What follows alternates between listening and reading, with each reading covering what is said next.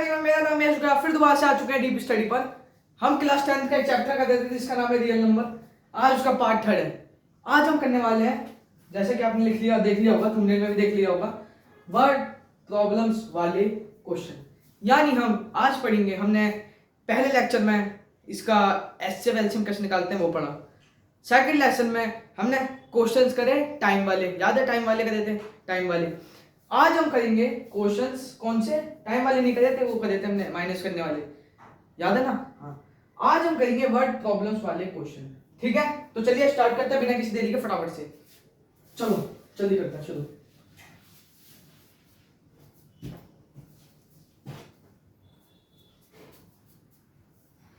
देखो कुछ चीज बताता हूं। जब भी हमें गिवन जो दे रखा हो, जैसे कि मैं ये बोल रहा हूं कि अमैन मतलब ये हटाओ, एक राहुल है और एक रोहन है। दोनों क्या कर रहे हैं, ये दोनों भाग रहे हैं एक रेस पे, एक गोल चक्कर है पार्क के एक। ठीक है, ये दोनों भाग रहे हैं, R1 और R2, राहुल और रोहन, ये दोनों भाग रहे हैं। एक जैसे कि ये राहुल को एक पूरा चक्कर लगाने में लग रहे हैं 8 मिनट। समझना मेरी बात को। राहुल जो है उसको इस पाथ को, इस सर्कुलर पाथ को भागने में लग रहे हैं 2 मिनट, 8 मिनट। अब जो ये रोहन है ये थोड़ा तेज है, तो ये इसको भागने में लग रहे हैं कितने, 6 मिनट। 6 मिनट लग रहे हैं इसको। और हमसे बोल रहा है कि निकालो इन दोनों ने कब स्टार्ट किया था, स्टार्ट पॉइंट। ठीक है, तो हम इसमें कैसे निकालेंगे, पहले तो ये देखो। जब चैप्टर में एचसीएफ और एलसीएम ही दिया हुआ है तो निकलेगा वही, एचसीएफ एलसीएम ही निकलेगा, तो वही। तो इसमें हमें क्या लिखना है, जब भी हमें गिवन से बड़ा आंसर निकालना हो, ये लिख लो, गिवन से बड़ा आंसर निकालना हो तो हम एलसीएम की तरफ जाएंगे, हम एलसीएम निकालेंगे। और जब हमें गिवन से छोटा आंसर निकालना हो तो हम एचसीएफ की तरफ जाएंगे। जब भी गिवन से बड़ा आंसर निकालना हो एचसीएफ की तरफ जाएंगे, गिवन से छोटा आंसर निकालना हो तो एचसीएफ की तरफ जाएंगे। इससे पहले क्लासों में इससे उल्टा हुआ था, बड़े पे एचसीएफ निकल रहा था, छोटे पे एचसीएफ निकल रहा था, लेकिन अभी हम चेंज कर देंगे। तो चलो बढ़ते हैं। वैसे ये मैं आपको बताना चाहता हूँ, जब भी हमें बोले कि गिवन से बड़ा आंसर निकालना है, ठीक है, गिवन से बड़ा आंसर निकालना है तो हम एलसीएम की तरफ जाएंगे, और गिवन से छोटा आंसर निकालना हो तो एचसीएफ की तरफ जाएंगे। ठीक है, बढ़ते हैं अपने क्वेश्चन की तरफ फटाफट से। चलिए बढ़ते हैं, मैं क्वेश्चन लिख लूँ, ठीक है।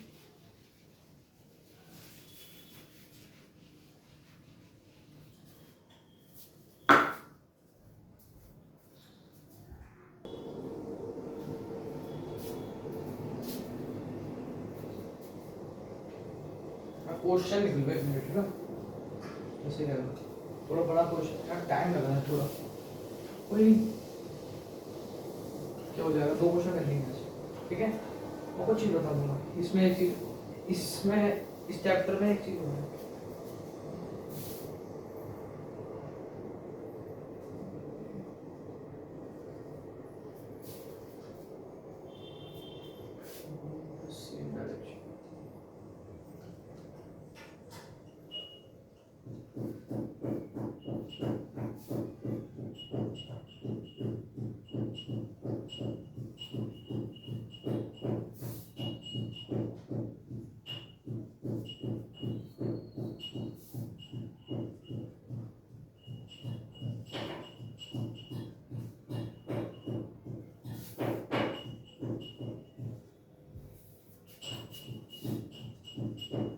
चलिए हो गया, चलिए हो गया, चलो देखो क्या बोल रहा है। There is a circular path around a sport field। जो मैंने पिछले क्वेश्चन, जो मैंने इससे पहले समझाया वो यहाँ लिख दिया गया है कि एक सर्कुलर फील्ड है। क्या है, एक सर्कुलर फील्ड जिसमें प्रिया जी भाग रही हैं, दौड़ लगा रही हैं, और इन्हें 18 मिनट लग रहे हैं इस सर्कुलर पाथ को कवर करने में। यानी प्रिया जी को इस पूरे को कवर करने में कितने मिनट लग रहे हैं, 18। ठीक है, और एक रवि जी है जिनको इसी सेम फील्ड पे भागने में 12 मिनट लग रहे हैं रवि जी को, ठीक है। तो रवि जी थोड़ा तेज होंगे इसका मतलब। अब देखो इस क्वेश्चन को करेंगे कैसे। प्रिया जी को कितना टाइम लग रहा है 18, और ये देखो रवि जी को कितना लग रहा है, ये लग रहा है इनको 12 मिनट। अब कोई मुझे बताओ कि जो मैं गिवन दे रखा है इससे छोटा आंसर तो नहीं होगा? छोटा आंसर होगा क्या? सोच के देखो, दोनों एक बार सोच के देखा करो, छोटा है बड़ा। छोटा आंसर तो नहीं होगा। छोटा आंसर क्यों नहीं होगा भाई? 18 इस प्रिया जी भाग रही है, 12 इससे छोटा और क्या आंसर होगा? जब ये इतना है तो बड़ा, इसका मतलब बड़ा ही आंसर होगा। क्या होगा? बड़ा ही आंसर होगा। तो जब बड़ा होगा तो मैंने क्या बोला था, जब बड़ा होगा तो क्या निकलेगा? एलसीएम। क्या निकलेगा? जो एलसीएम। एलसीएम किस किसका निकालना है हमें? 18 मिनट और 12 मिनट का, ये निकालना है LCM. Suppose they both start at the same point at the same time and going the same direction, after how many minutes will be they meet again at the starting point। यह बोल रहा है कि जब ये एक साथ भागेंगे तो ये इनको कितना मिनट लगेगा कि ये एक साथ मीट हो जाए, मतलब एक साथ कितना मिनट लगेगा कि एक साथ एक सामने आ जाए, इनको कितना मिनट लगेगा कि एक जगह मिल जाए, एक जगह कब आके मिल जाएंगे। तो मैं एलसीएम की मदद से इसको निकाल लूंगा, ठीक है। तो हम क्या करेंगे, यहाँ पे साइड में रफ वर्क लिखेंगे पहले, तो थोड़ी कैलकुलेशन की दिक्कत होगी यहाँ पे, क्योंकि कैलकुलेशन होगी एलसीएम निकालेंगे पहले हम इनका, करेंगे पहले इन दोनों क्या करेंगे, फैक्टराइजेशन। 18 का और किसका 12 का, तो 2 9 जा 3 3 जा 3 1 जा 12 का, 2 6 जा 2 3 जा 2 1 जा, ठीक है। अब देखो, अब तो 18 यहाँ देखो इसको, 18 का क्या है 2 3 2 into 3, और 12 का है 2 into 3 2 into 2 2 into 3, ये 3 है। तो मैंने क्या बोला है, जब एलसीएम हमें निकालना हो तो हम इनको चिपका लेंगे, इनको किसकी फॉर्म में लिख लेंगे, एक्सपोनेंशियल फॉर्म में लिख लेंगे। तो यहाँ पे 2, हम मुझे 3 की पावर में 2 लिखेगा क्योंकि यहाँ पे 2 है, ठीक है। अब यहाँ पे भी 2 की पावर में ही आ जाएगा, ठीक है, आया भैया, ठीक है। अब हमें यहाँ से देखना है, मैंने आपको बताया था कि हम एलसीएम में कॉमन भी लेते हैं और अनकॉमन भी लेते हैं, यानी जो बचेगा भी वो भी आएगा और जो नहीं बचेगा वो भी आएगा। बात समझ में आ रही है सबको? ये तो क्लियर हो रही है ना सब चीजें, ठीक है। क्या लेना पड़ेगा हमें इसमें, तो गलती है कितना पे करना, 2 9 18 3 सही है, सही है, ठीक है। तो इसमें हम लेंगे पावर कौन सी है, 2 मिल रहा है जिसकी हाईएस्ट पावर होती है, ये है 2 और इसकी हाईएस्ट पावर वाला 2 into 2 into 3 into 3 क्या हो जाएगा ये, 2 to 4 4 3 12 12 3 36 मिनट, यानी इन ये दोनों 36 मिनट बाद एक ही जगह पे मिल जाएंगे, एक ही जगह जाके पहुंच जाएंगे। प्रिया जी भी और रवि जी भी एक ही जगह पे कहीं पे आके 36 मिनट में आमने सामने होंगे, कोई ना जीतेगा कोई ना हारेगा, ठीक है। क्या ये क्वेश्चन समझ में आया? समझ में नहीं आया? आया नहीं आया? ये आया, ठीक है। मैंने आप बेसिक सी बात है, इन क्वेश्चंस में क्या करना है, सपोज कर लो कि जब भी गिवन से बड़ा आंसर निकालना हो हम एलसीएम की तरफ जाएंगे, छोटा आंसर निकालना हो एचसीएफ की तरफ जाएंगे। बस यही गेम है इस चीज का, इस वर्ड प्रॉब्लम वाले क्वेश्चन का, ठीक है। एक और करते हैं फटाफट से, चलो वो करते हैं, इसको बताते हैं।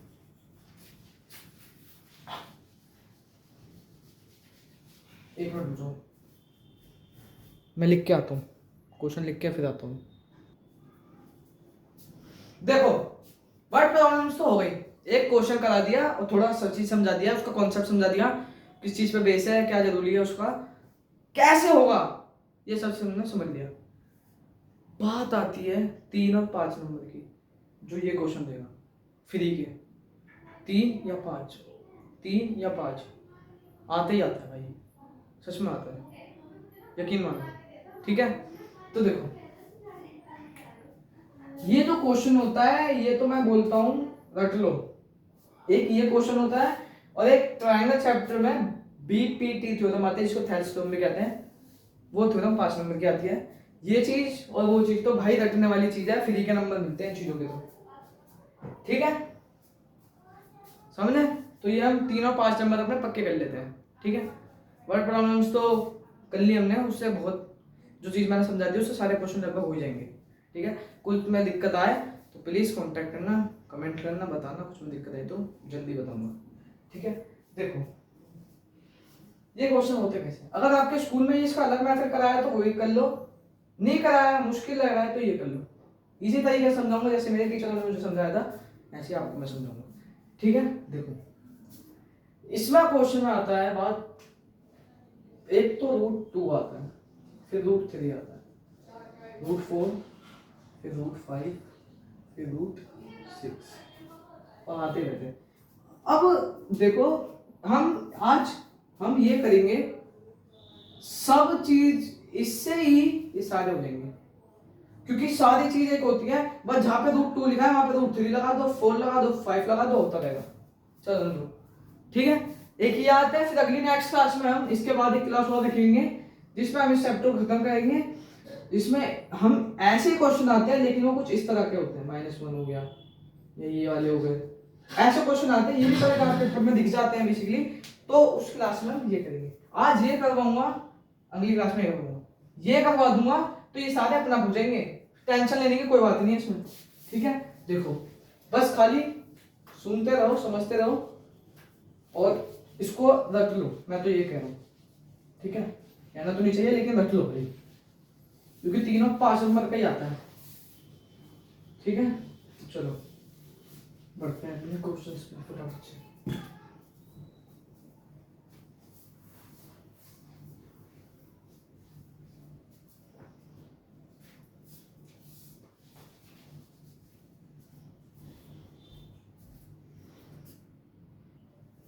चलो बढ़ते हैं फटाफट से, ठीक है, फिर वीडियो को एंड करते हैं। प्रूव दैट √2 इज एन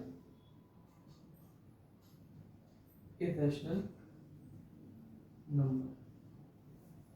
हमें ये प्रूव करना है कि इरेशनल नंबर है, दिख तो रहा है इरेशनल है, लेकिन भाई प्रूव करके बताओ, सब चीज प्रूव करना है बस। Irrational number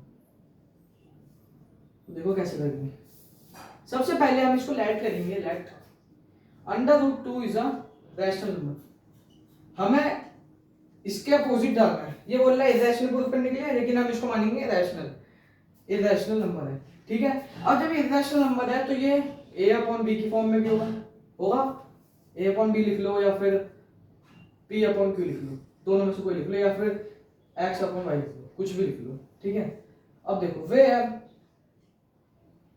a and b is a integer, integer है, ठीक है, इंटीजर्स, और जो हमारा b है वो कभी भी 0 नहीं हो सकता।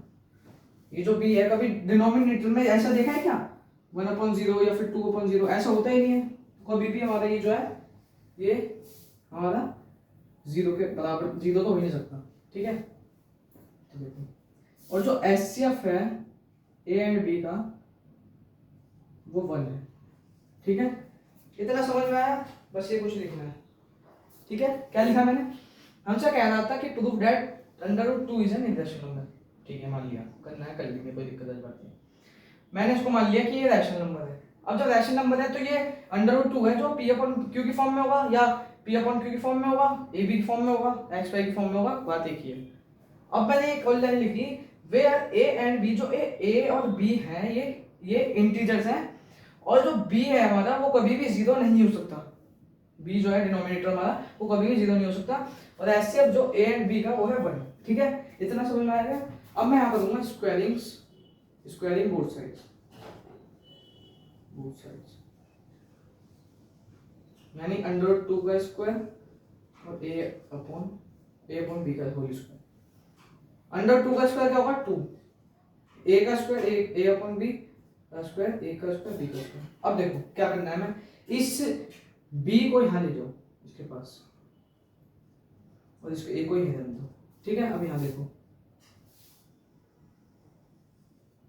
अब यहाँ देखो, इसके बाद यहाँ, ठीक है।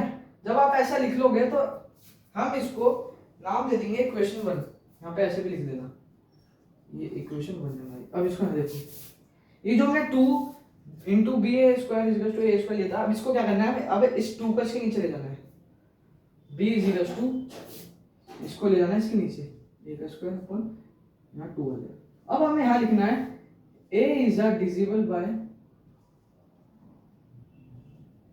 2 and a square is a divisible by 2। जब a स्क्वायर डिविजिबल बाय 2 होगा तो a स्क्वायर भी 2 से डिविजिबल होगा, ठीक है। अब हमें क्या करना है, अब देखो हमें क्या करना है, इसके बाद हमें करना है, हमें अब इसके बाद अलग चीज करनी है, where a is equal to 2 into R, ठीक है। a हमारा यही है, r हमारा क्या है, r है हमारा एनी नेचुरल नंबर, कोई सा भी any natural number, r is a, यहाँ लिख लो साइड में, r is a any natural number, any natural number, यानी नेचुरल नंबर क्या, ये 1 भी हो सकता है, 2 भी हो सकता है, 3 भी हो सकता है, 4 भी हो सकता है, 5 भी, कुछ भी हो सकता है जो हमारे मुंह से निकल रहा है, ठीक है। तो ये r जो है हमारा, ये कुछ भी है, मतलब नेचुरल नंबर है। अब इसकी भी हम स्क्वायरिंग बोथ साइड कर देंगे, स्क्वायरिंग बोथ साइड, ठीक है। यानी a का भी स्क्वायर, ये 2 इंटू आर का स्क्वायर, इस पूरे का स्क्वायर, ठीक है। a का स्क्वायर तो a स्क्वायर रहेगा, इसका 4 हो जाएगा इंटू आर, ठीक है। अब क्या मैं इसकी जगह, इस a स्क्वायर की जगह 2 इंटू बी स्क्वायर लिख सकता हूँ, क्योंकि a की वैल्यू यहाँ पे है। तो देखो यहाँ पे मैं लिख दूंगा 2 इंटू बी का square is equal to 2 into R, from, यहाँ पे लिख भी देना फ्रॉम इक्वेशन 1, ये इक्वेशन 1 से हमने उठा के यहाँ डाला, ठीक है। अब देखो अब क्या करेंगे,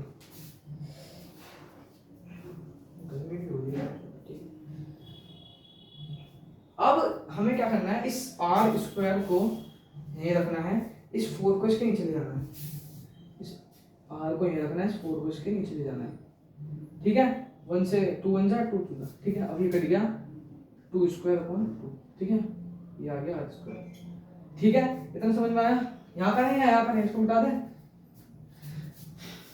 इसको मिटा दे, इतना लिख लिया होगा। चलो जल्दी जल्दी खत्म करते हैं।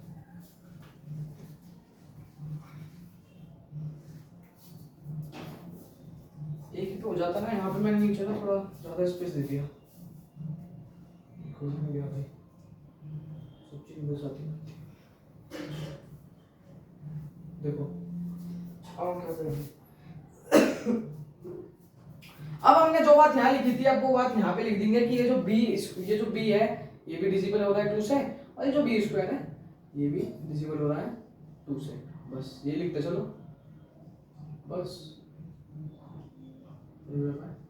2। अब देखो जो हमारा a है और हमारा b, वो दोनों ही डिविजिबल हो रहे हैं किससे, 2 से, यहाँ पे भी, मतलब यहाँ पे भी और यहाँ पे भी, a भी डिविजिबल 2 से हो रहा है और b भी, a and b both divisible by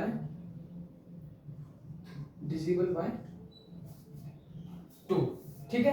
अब देखो हमने ये बात समझ ली है कि ये जो हमारा, अभी हमें यहाँ कुछ लाइन लिखनी पड़ती है, which is contradiction, मतलब विरोधाभास। जो हमने √2 को रैशनल मांगा था, वो रैशनल नहीं है, वो इरैशनल है, rational, which is the contradiction has